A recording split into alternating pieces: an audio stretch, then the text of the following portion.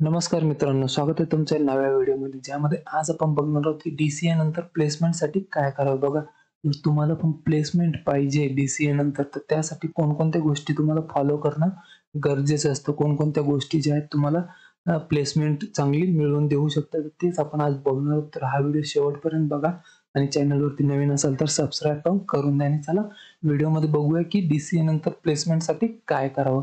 तर बघा, सगळ्यात महत्त्वाचं आहे तुमचं स्किल. बघा, जेव्हा पण तुम्ही प्लेसमेंटसाठी जाणार आहात DCA नंतर, तर तिथे तुमचं स्किल बघितलं जातं.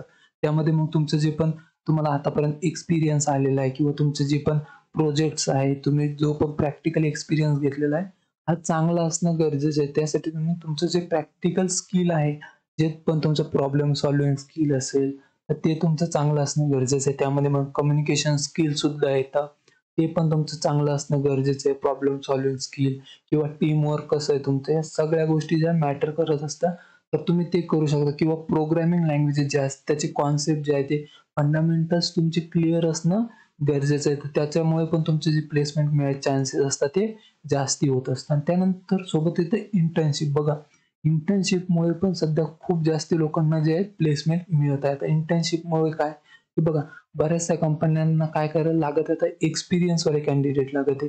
एक्सपिरियन्स असणारे. पण आता तुम्ही तर आत्ताशी DCA करत आहे, तर मग तुम्हाला कुठे अजून फ्रेशर्स असल्यामुळे एक्सपिरियन्स नाही, तर तशा वेळेस इंटर्नशिप कामी येते. की तुम्हाला इंटर्नशिपचा जर एक्सपिरियन्स असेल, तर ही कंपनी तुम्हाला जॉब देते. जर तुम्ही इंटर्नशिप केलेली नसेल, तर ही कंपनी तुम्हाला जॉब देणार नाही. तर तुम्ही इंटर्नशिप सुद्धा करू शकता.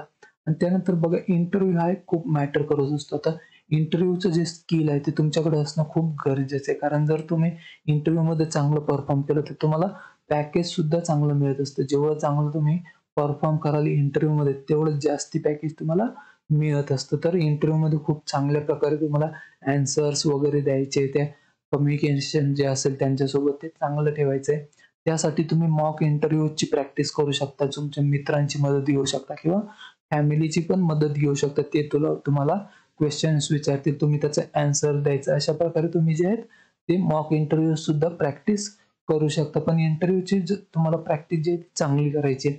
आणि बघा, आता एवढं सगळं करून जरी तुम्हाला जर प्लेसमेंट मिळत नसेल DCA नंतर, तर एक सगळ्यात सोपा पर्याय आहे की तुम्ही 6 महिन्यांचा सर्टिफिकेट कोर्स करायचा. बघा, सर्टिफिकेट कोर्स जवळच्या शहरामध्ये जायचं आहे.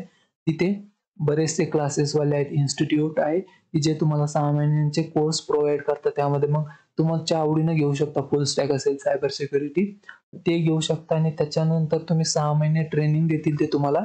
त्यानंतर तुम्हाला इंटरव्ह्यू प्रोव्हाईड करतील, कंपन्या प्रोव्हाईड करतील.